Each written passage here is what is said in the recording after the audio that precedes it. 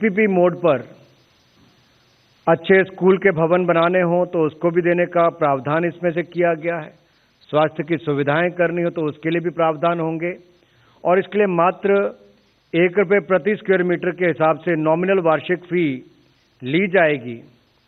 आपको ज्ञात होगा इससे पहले मात्र 5 वर्ष के लिए ही भूमि देने की जो अवधि होती थी मात्र 5 वर्ष की ही होती थी।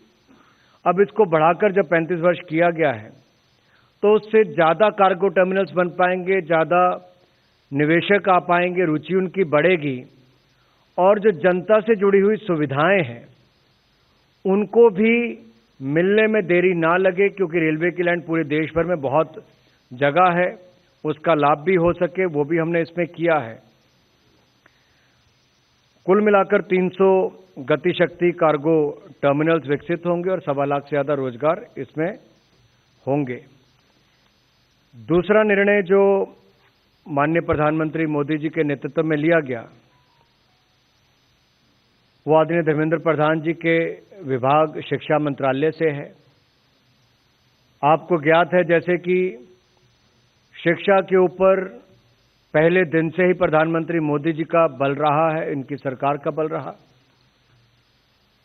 अटल जी के समय सर्व शिक्षा अभियान से देश भर के स्कूलों का कायाकल्प हुआ, शिक्षा में विस्तार जो सुविधाओं का था वो भी हुआ और समग्र शिक्षा अभियान माननीय प्रधानमंत्री मोदी जी के नेतृत्व में उसकी शुरुआत भी हुई और न केवल शुरुआत हुई बल्कि 2,94,283 करोड़ रुपए का बजट का प्रावधान भी उसके लिए किया गया।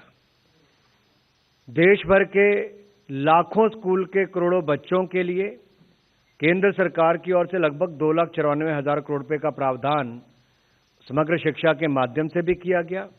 अब उसी में ही शुरुआत करते हुए पीएम श्री योजना जो माननीय प्रधानमंत्री जी की PM schools for rising India, उसके लिए भी आज मंत्रिमंडल ने अनुमति प्रदान की है।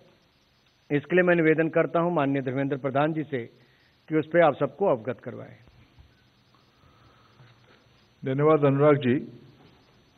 मित्रों, आज 7 सितंबर में कैबिनेट एक महत्वपूर्ण विषय को मंजूरी दी है, जिसके बारे में एक प्रारंभिक जानकारी शिक्षक दिवस के अवसर पर स्वयं माननीय प्रधानमंत्री जी ने देशवासियों को दिया था।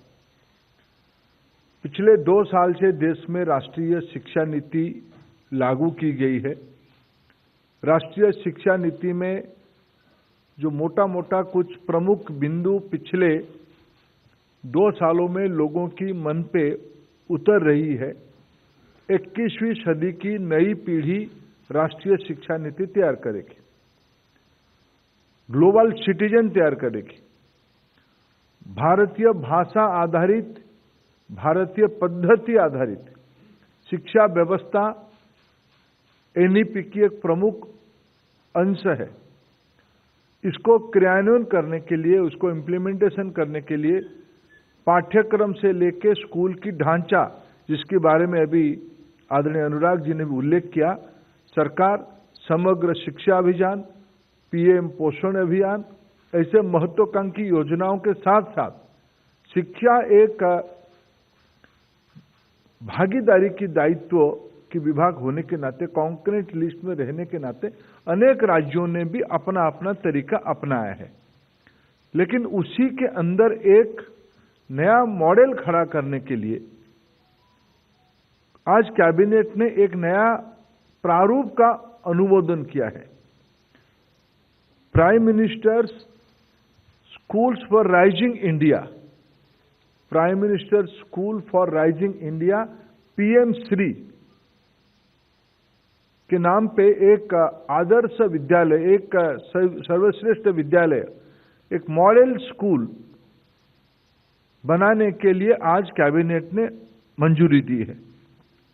2022 से 27 साल, 2022 से 2027 तक 5 साल के अंदर 27,360 करोड़ रुपया की लागत से लगभग 28,000, लेकिन एग्जैक्टली 27,360 करोड़ रुपया। 14,597 यानी 600 भी आप कह सकते हैं। 14,597 इतने स्कूल की गुणवत्ता बढ़ाने के लिए, नया नेतृत्व खड़ा करने के लिए, एक का ब्लॉक में 2 स्कूल बन जाए, एनईपी ने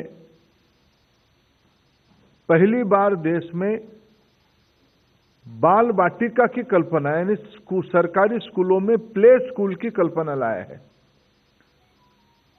तो आयु 3 से लेके क्लास 12 तक, यानी 17-18 साल तक 15 साल की स्कूल की, 15 साल वाला एक स्कूल और हायर सेकेंडरी का एक स्कूल, से 2 स्कूल एक ब्लॉक में, एक केंद्रीय योजना लागू की जाएगी।